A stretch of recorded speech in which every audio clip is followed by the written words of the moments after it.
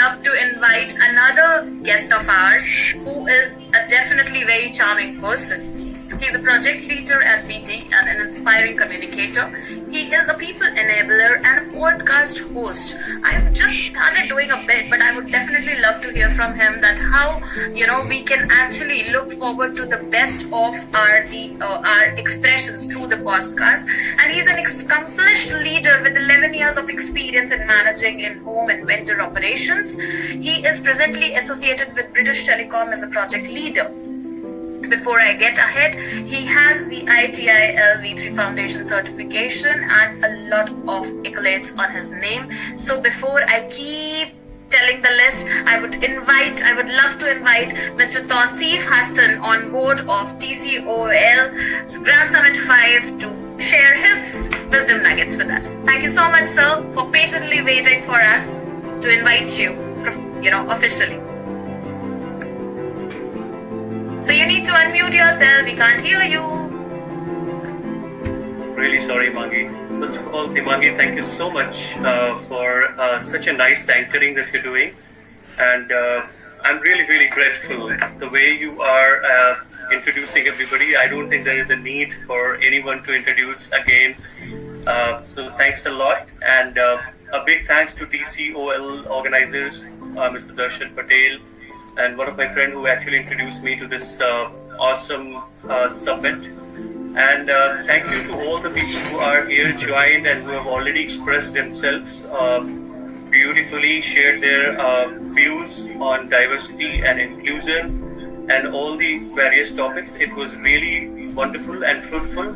It has absolutely added a lot of value. Today, I'm going to talk about certain things like why we do what we do, how we can change for goods, and how we can sustain those habits which will deliver sustainable and better results in our life. So ladies and gentlemen, my name is Tauseef Hasan. I work as a project manager with British Telecom. I am a podcast host, inspiring communicator, a father of two, and I enable people to achieve high performance in their profession. So I was thinking something interesting today, so I thought to make some chits. So I have 5 chits in my hand, so I would like to show it to you. I'm not sure if the letters are visible to you or not, but I would like to call upon all these 5 letters, and there is a meaning behind all these 5 letters. The first letter is P. So this P means programming, the mental conditioning that is done to us ever since, like we are from our childhood, we move on to go to school, we go to college, and we move to have good family, we move on to go to corporate, and there is a certain kind of conditioning that is done to us, and that leads us to form certain beliefs and form an identity of ourselves that leads to a letter B, which is B for belief.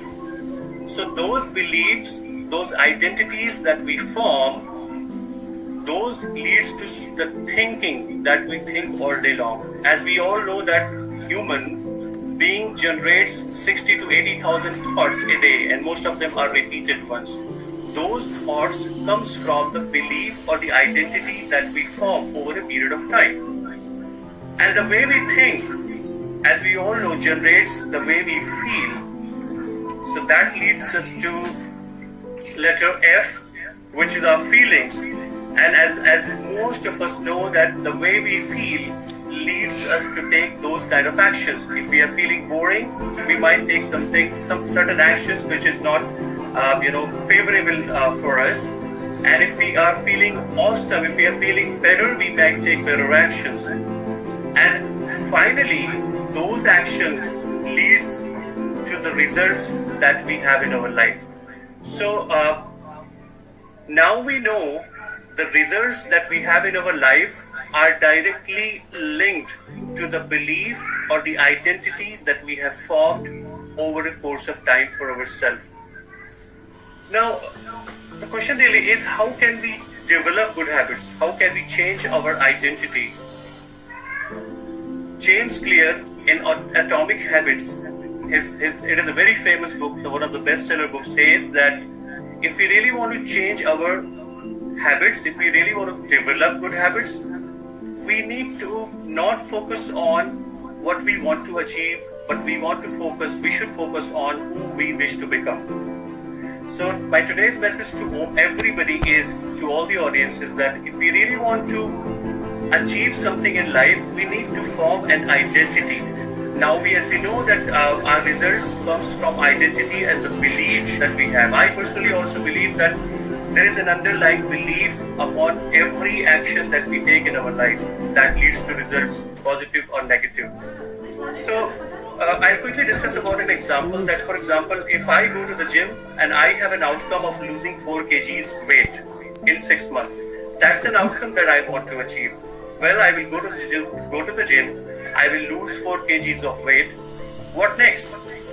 My outcome is achieved. I have got my motivation. I have to set another target. But if we are trying to change our identity, or if we are trying to establish an identity of someone who is a person who is an athletic person, or who exercise every day, then my goal would be to change my identity. My goal would not to change an outcome. So I personally go to the gym every day. So I believe that I have formed an identity of a person who exercise every day. So the crux of the story here is that if you really want to achieve anything or big in life, change your identity, don't change your outcome. Because if you change your identity, outcome will certainly change. And I also believe, finally, I want to leave you with my thought that there is no lid to human potential. The best way to achieve success in your life is to identify your potential, maximize your potential by understanding it. Thank you so much. Thanks a lot.